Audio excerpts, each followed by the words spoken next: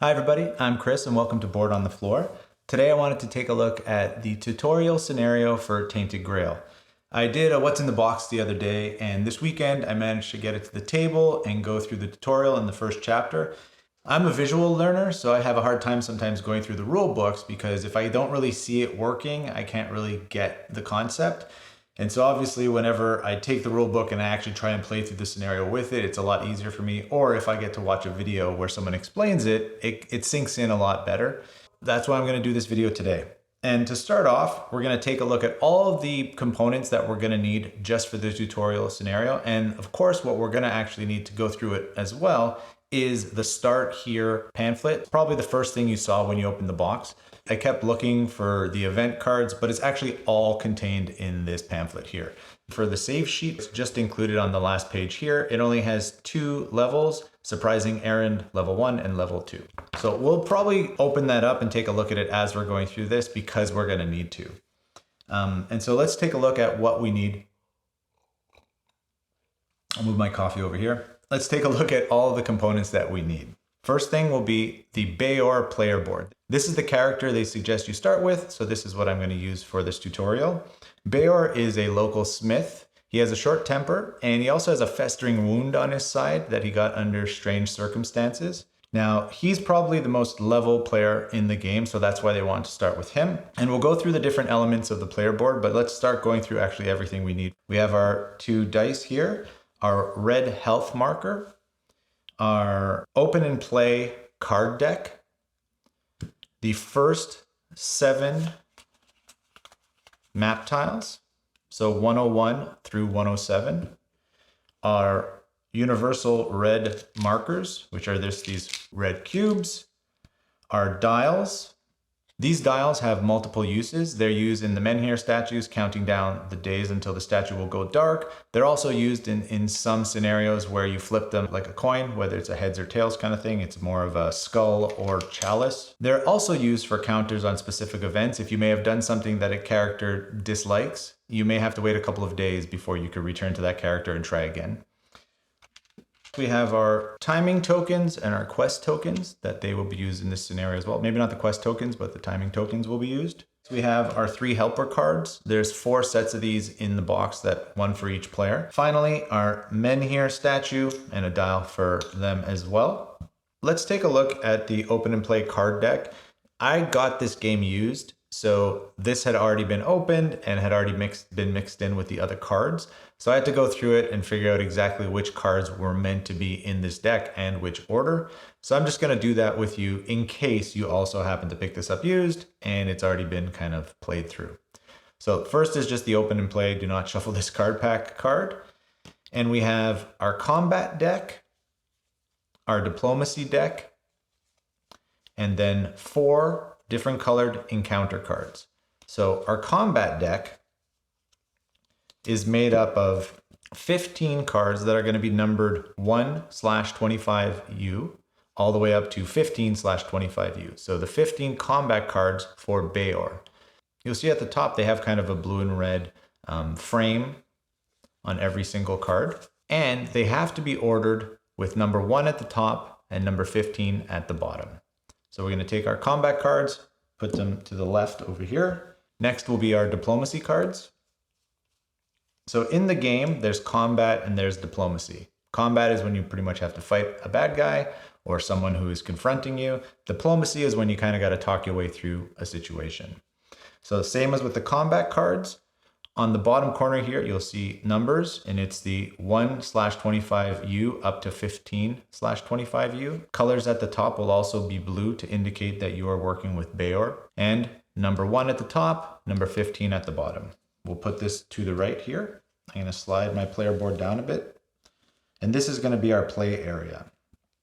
Next, we're going to have our 4 encounter cards. These encounter cards all say your first encounter. There's only 1 of each. This is our encounter deck. Further down the road, when you're playing actual chapters in the game, your encounter deck is going to have 31 cards in it. But to start off, just 1 single card for each encounter color. So we're going to take these and just put them to the side over here. Next, we're going to place our map tiles.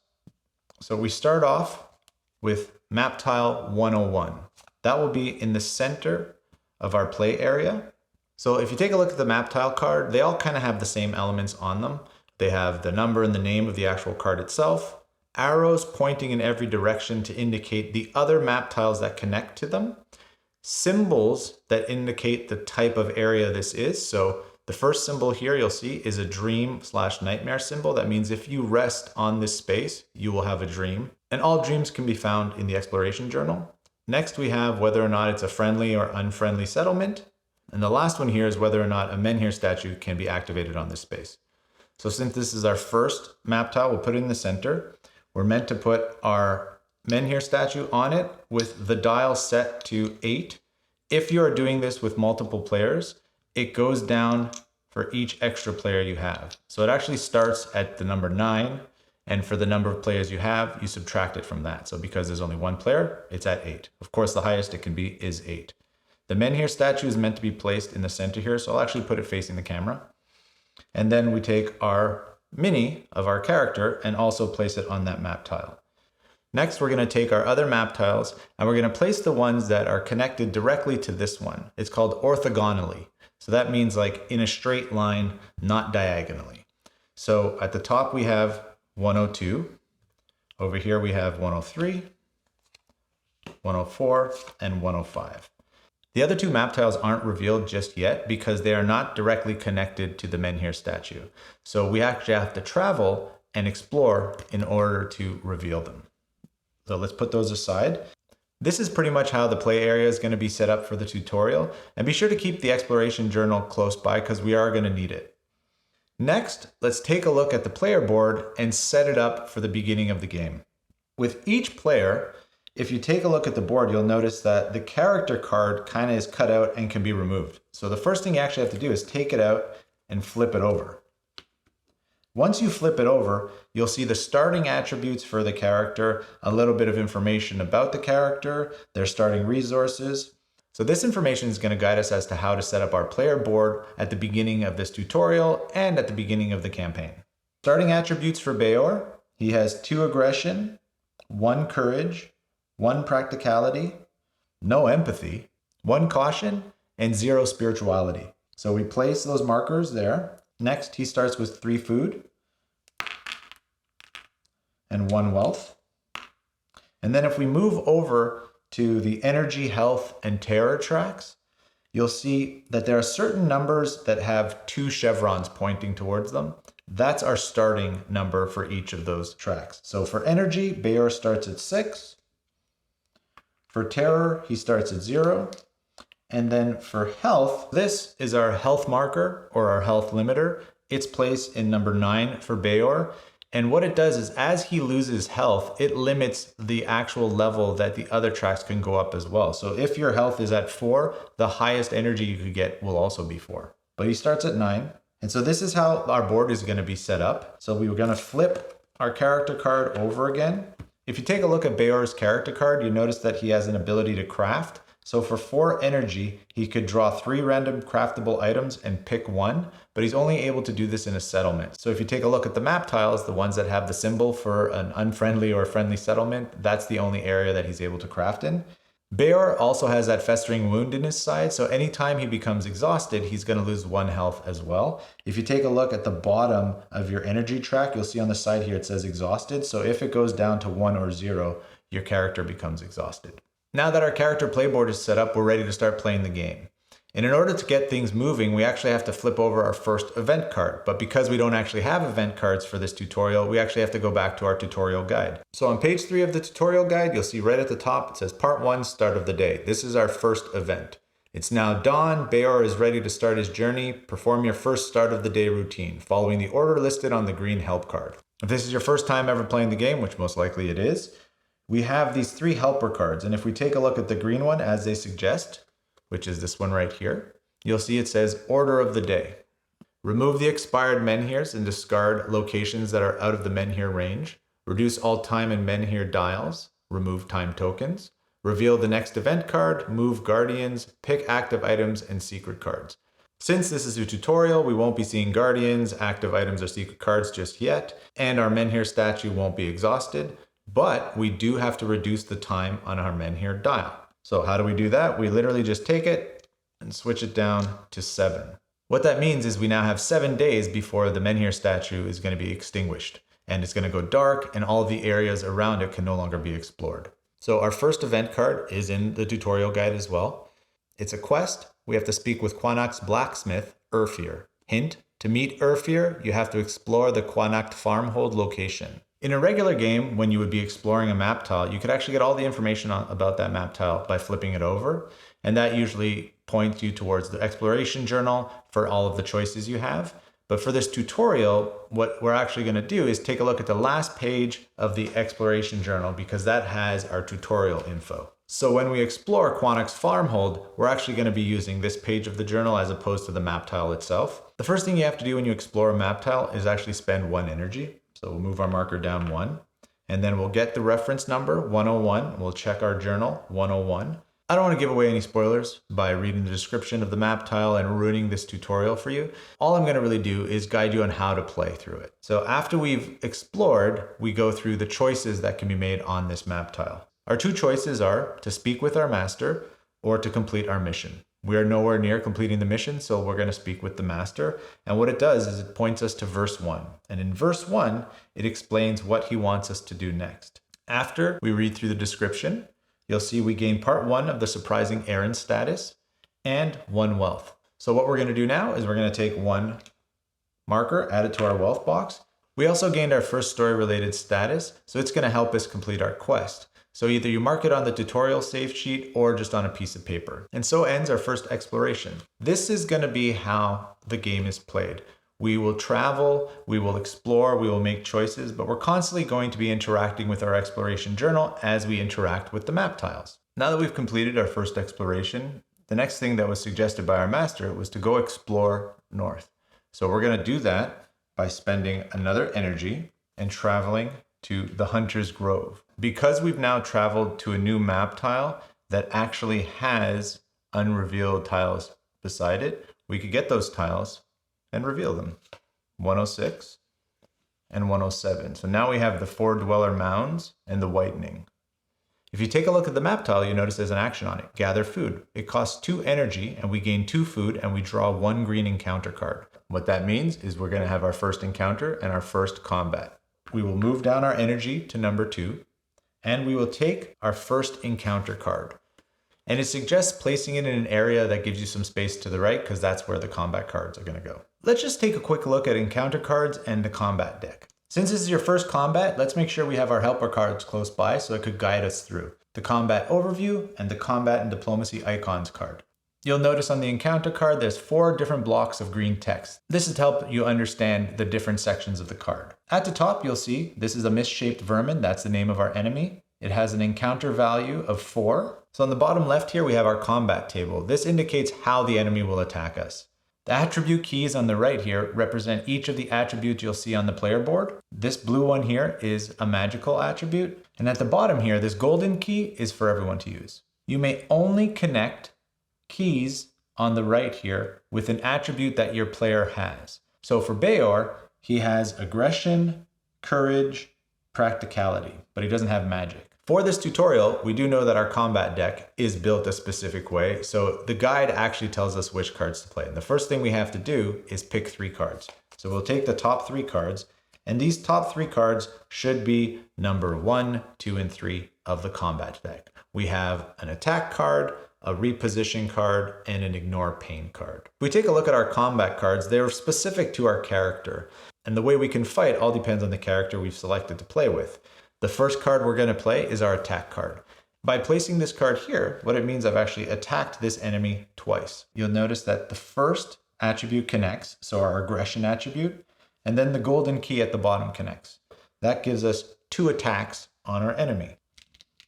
We're going to add those 2 attacks to the combat pool. On this attack card, you'll also notice some text, and these are abilities. The first adds to the enemy's attack, but the next is a timed ability, meaning that on the next turn, I will actually draw 1 card. And to remind me of this, I will take one of the timed tokens and place it here. But if I do play another card and cover those abilities, they are no longer part of my combat. With our cards, we're also able to chain attacks. And next I'm going to play the ignore pain. So I could actually take this marker away because I'm not going to be using it. The next attack we're going to play, if we take a look at the card, it has this golden lightning bolt card symbol. That means you're able to chain an attack with it, as long as there's a matching key. Here you can see our player does have a courage attribute, so we're able to match it there with the icon that allows us to chain a card. The magic doesn't count because we don't have magic. The golden key at the bottom shows here a plus card symbol. That means we get to draw a card from our deck. Some cards will have delayed abilities that will come back on the beginning of the next turn. Other cards will have abilities that will happen either this round or when the enemy attacks. So this is where we're going to stop for our combat right now. And the first thing we do is a victory check to see if we've actually defeated the enemy. We've only attacked them twice and they have an encounter value of 4, so we're not there yet. That means it's time for the enemy to attack us. Because we have 2 hits, we take a look at the combat table and we see that for 2 hits, they attack us for 1. But for every 1 hit we receive, we attack them back. So we will lose 1 health, but then we will also attack them for 1. So now there's going to be 3 hits in the combat pool. At the end of this, we also do a victory check. We're not there yet, so we continue to play. Now we draw 1 more card. At the beginning of combat, we draw a card. If there were any timed abilities, we would also perform those. And now our 3 cards, we have Battle Cry, Reposition, and Powerful Blow. To quickly end the combat, we're just going to use Powerful Blow. If we place it down here, you'll notice we match the symbol for aggression, we match the multiplier. This gives us 3 hits. It's kind of a bit of overkill, but it gets the job done. So if we do a victory check, we have 6 hits in the combat pool. The encounter value is 4. That means we've beaten the enemy. Then we take a look at the bottom of the card, and what is our loot? 1 food. So we take 1 marker, add it to our food, return the rest. We usually return the encounter card to the bottom of the deck, but it's only 1 card, so we're just going to return it to the area over here. And we take all of our combat cards, place them back in our combat deck, and now we could shuffle. At this part of our tutorial, we've now moved to the last page of our guide. If we take a look at our player board, you may notice that our energy is down to 2. We are on the edge of becoming exhausted. At this point, we should rest. If there are time-sensitive actions that you have to take, then it makes sense to become exhausted. But if we are exhausted, the next day we have less energy to work with. So the guide suggests at this point that we take a rest. And sometimes, depending on the map tile we're on, when we rest, we'll also dream. We have to consume 1 food, so let's take a marker and return it over here. We refresh our energy, so it goes back up to our maximum of 6. We gain 1 health back, and we lose a terror. We haven't gained any terror yet, so we don't lose anything there. And now we're going to read our dream. If we flip to the last page of our exploration journal, we'll see our dream under the 102 Hunter's Grove column. I'm going to skip the description and go right down to the bottom. Sometimes during a dream, things could actually physically affect you. So with this dream, we lose energy and we gain a terror. So now we're on to our second day. We've rested. We've gotten some hints as to what we should be doing next, and that is traveling over to the Whitening, card tile 107. So I'm going to spend some energy, move my token over here, and you'll notice on this card, there's a lightning bolt symbol, and that's an immediate action. So as soon as we enter this location, we draw a blue encounter card. This is our first diplomacy encounter. So similar to combat, diplomacy works by playing cards and connecting the keys, depending on, of course, the attributes that our character has. Before we begin our diplomacy encounter, let's go and make sure we have our helper cards ready. So flip this one over to diplomacy overview and keep the combat and diplomacy icons card ready too, because we're going to be able to use those to understand the process a lot better. If we take a look at our blue encounter card, you'll notice some of the green writing again to explain what each section represents. Here we have the affinity track on the left. We start by placing a marker right in the middle. Below we have our stage. Each stage resets the track and has different rules. We have varying bonus, so you notice this symbol here gives us a bonus of +1. And then the response from the enemy, this will happen after every turn, it'll go down by 1. Over here we have all of our keys that will connect our diplomacy cards based on our attributes. And at the bottom, what's going to happen whether we win or lose. So remember, our diplomacy deck, the cards need to be in a certain order, 1 at the top and 15 on the bottom. So we take the top 3 cards and we have Eye for Detail, Backtrack, and show off. According to the tutorial guide, they want us to start off with eye for detail. So let's look at that card first. So you notice here, the first key that connects is for caution, which we have the attribute, so we're able to use it. And it has that symbol that's going to give us a +1. So we're going to move our marker up the track. And down here, there's nothing in our multiplier. And you'll notice the text on this card has a delayed ability. So we could take our marker and put it there. And so at the beginning of the next round, we would draw one card. If we're going to chain, though, that will get covered. We take a look at our other two cards. Now, Backtrack does have the ability to chain on this diplomacy, but it doesn't offer us anything that we're going to use. And according to the tutorial guide, they say, let's stop here. Similar to combat, at this point, instead of doing a victory check, we're actually going to do an affinity check. Now, of course, we're not at the top of the affinity track, so that means we haven't won just yet. So at this stage, what happens? Well, our enemy responds and we actually lose 1. So our marker goes down 1. If we had more than 3 cards, we'd have to discard down to 3, but we only have 2. And now we go back to our next turn. We're going to draw 1 card because this was a delayed ability, but also because it's the beginning of our turn, we're going to draw another card. Now our 2 new cards, we have Misdirection, Threatening Voice. Both have chaining abilities, but we're going to use Misdirection next. So let's place it down here and see. We connect with our caution and we connect with our multiplier. So our caution allows us to chain it, and the multiplier says we're going to go up twice. And next, we're going to chain one more time with Threatening Voice. With Threatening Voice, what we're actually going to use is the ability. So you see here, it says lose 1 rep. We actually don't have any reputation, so we can't lose it. But next, it says if you have at least 2 aggression, move up the affinity track. We do have 2 aggression, so we move up. And if we do an affinity check right now, we have 1. So that completes our diplomacy encounter. We take our cards, shuffle them back into our diplomacy deck, and now the order no longer matters. We take a look at what we win, 1 reputation. So I'll just add that marker there. Then we return our encounter card to the bottom of the deck, but there is no deck right now, so it just goes back here. And that's the end of our first diplomacy encounter. Now that we're on the whitening map tile, that means we can explore it. So if we actually spend 1 energy, we could take a look at our exploration journal. After we read through the text, we go to verse 7, and at verse 7, it gives us our choices. Visit the village tanner, ask whiteners about their men here. So let's visit the tanner, which leads us to verse 9. And after verse 9, you see we'll gain 1 terror, gain part 2 of the surprising errand status. Exploration ends. So we're going to increase our terror on our terror track. Next, go to our save sheet and check that second box for our story status, surprising errand. Now we could return to the Quanacht farmhold and talk to our master again. And this might lead us to completing our mission. So we spend our 1 energy, travel back to the Hunter's Grove. So we do want to make our way back to the first map tile on this day. So we're going to exhaust ourselves, move it down 1 more on the energy track to get back home. But now that we've gone into the exhausted area of our energy track, we also have to lose 1 health. We do have 1 energy left. So to end our journey, we're going to explore so we could talk to our master 1 more time. So if we take a look at our choices, complete your mission requires part 2 of the surprising errand status. We just got that when we were on the whitening tile.